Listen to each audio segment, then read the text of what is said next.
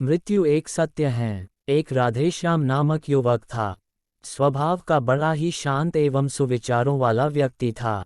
उसका छोटा सा परिवार था जिसमें उसके माता पिता, पत्नी एवं 2 बच्चे थे। सभी से वो बेहद प्यार करता था। इसके अलावा वो कृष्ण भक्त था और सभी पर दया भाव रखता था। जरूरतमंद की सेवा करता था। किसी को दुख नहीं देता था। उसके इन्हीं गुणों के कारण श्री कृष्ण उससे बहुत प्रसन्न थे और सदैव उसके साथ रहते थे। और राधेश्याम अपने कृष्ण को देख भी सकता था और बातें भी करता था। इसके बावजूद उसने कभी ईश्वर से कुछ नहीं मांगा। वह बहुत खुश रहता था क्योंकि ईश्वर हमेशा उसके साथ रहते थे, उसे मार्गदर्शन देते थे। राधेश्याम भी कृष्ण को अपने मित्र की तरह ही पुकारता था और उनसे अपने विचारों को बांटता था। एक दिन राधेश्याम के पिता की तबीयत अचानक खराब हो गई। उन्हें अस्पताल में भर्ती किया गया।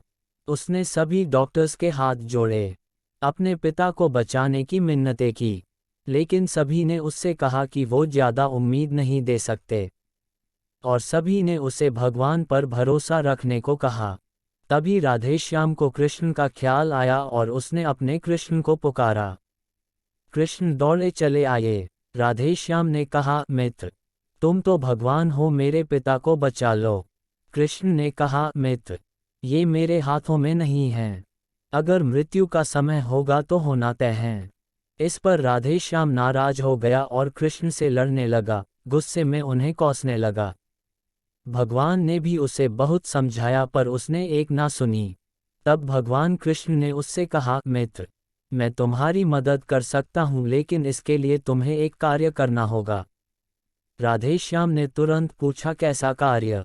कृष्ण ने कहा, तुम्हें किसी एक घर से मुट्ठी भर ज्वार लानी होगी और ध्यान रखना होगा कि उस परिवार में कभी किसी की मृत्यु न हुई हो।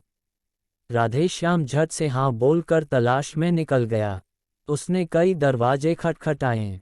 हर घर में ज्वार तो होती, लेकिन ऐसा कोई नहीं होता जिनके परिवार में किसी की मृत्यु ना हुई हो। किसी का पिता, किसी का दादा, किसी का भाई, माँ, काकी या बहन। 2 दिन तक भटकने के बाद भी राधेश्याम को ऐसा एक भी घर नहीं मिला। तब उसे इस बात का एहसास हुआ कि मृत्यु एक अटल सत्य है। इसका सामना सभी को करना होता है। इससे कोई नहीं भाग सकता। और वो अपने व्यवहार के लिए कृष्ण से क्षमा मांगता है और निर्णय लेता है जब तक उसके पिता जीवित हैं उनकी सेवा करेगा। थोड़े दिनों बाद राधेश्याम के पिता स्वर्ग सिधार जाते हैं। उसे दुख तो होता है, लेकिन ईश्वर की दी उस सीख के कारण उसका मन शांत रहता है। दोस्तों, इसी प्रकार हम सभी को इस सच को स्वीकार करना चाहिए कि मृत्यु एक अटल सत्य है। उसे नकारना मूर्खता है।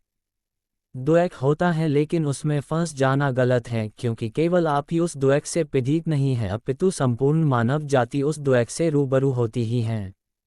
ऐसे सच को स्वीकार कर आगे बढ़ना ही जीवन है।